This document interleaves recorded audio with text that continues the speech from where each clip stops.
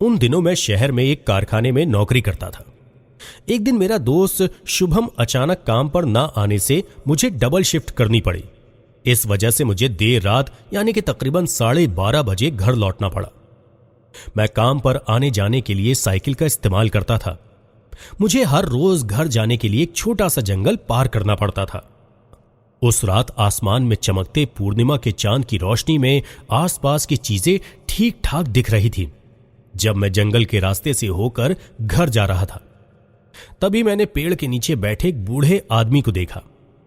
मुझ पर नजर पड़ते ही वो मुझे अपने पास बुलाने लगा। मैंने उसके पास जाकर साइकिल को ब्रेक लगाया। वो मुझे बोला, बेटा तुम मुझे गांव में छोड़ दोगे तो तुम्हारा बड़ा उपकार होगा।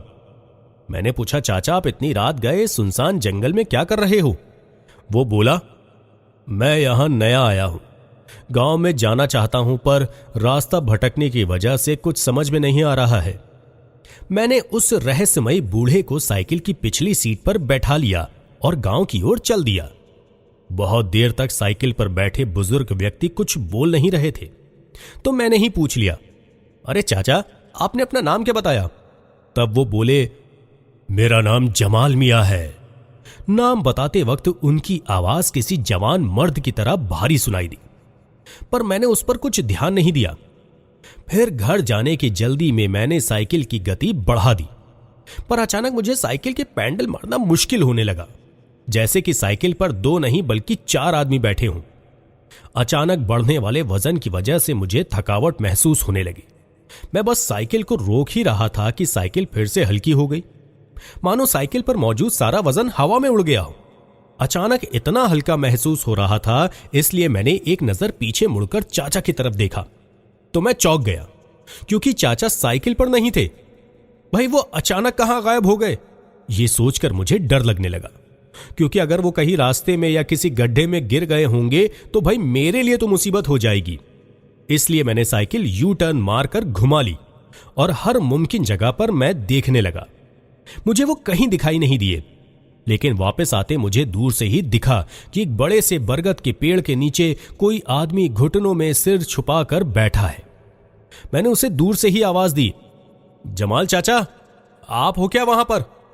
पर मुझे उस आदमी में कोई हलचल नहीं दिखी और ना ही कोई जवाब मिला, तो मैंने साइकिल वहीं छोड़कर नजदीक जाकर देखने का फैसला किया। फिर जब मैं उस बरगद के नजदीक पहुंचा तो मुझे अचानक से खून जमाने वाली ठंड ने घेर दिया, मानो कोई इशारा हो कि यहां से भाग जाओ।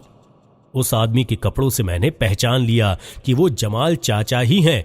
फिर मैंने जमाल चाचा से पूछा, अरे भाई आप साइकिल से कब उतरे? मुझे बताना चाहिए था ना। तो चलिए मैं आपको घर छोड़ देता हूं।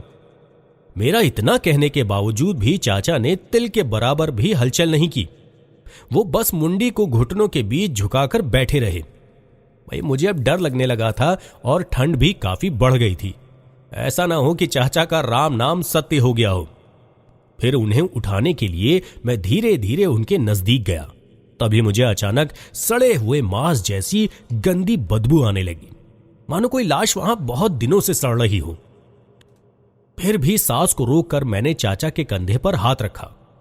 उस वक्त उस छोटे से स्पर्श से मुझे जो महसूस हुआ उसने मेरे बदन में सिरहन दौड़ा दी, जिससे मैं वहां से थोड़ा दूर जाकर खड़ा हो गया, क्योंकि चाचा का शरीर बिल्कुल किसी बर्फ की तरह ठंडा पड़ चुका था। मैं उनकी तरफ डर से भरी निगाहों से देख रहा था। तभी उनमें मुझे हलचल नजर आई। उसके बाद जो भयंकर चीज मेरी आंखों के सामने खड़ी थी, उसे देखकर मेरे मुंह से निकलने वाली चीख ने जंगल के सन्नाटे को चीर कर रख दिया था, क्योंकि जमाल चाचा का सिर अब उनके कंधों पर नहीं था, उनके हाथों में था। उनका धड़ उनकी कटी हुई मुंडी को हाथ में लिए खड़ा था। उसके बाद मैं वहां से किसी शिकारी से डरे हुए खरगोश की तरह भाग गया। फिर वो प्रेत भी अपना कटा हुआ सिर हाथों में लिए मेरा पीछा करने लगा। मैं तुरंत साइकिल पर बैठा और पूरी जान लगाकर पैडल मारने लगा।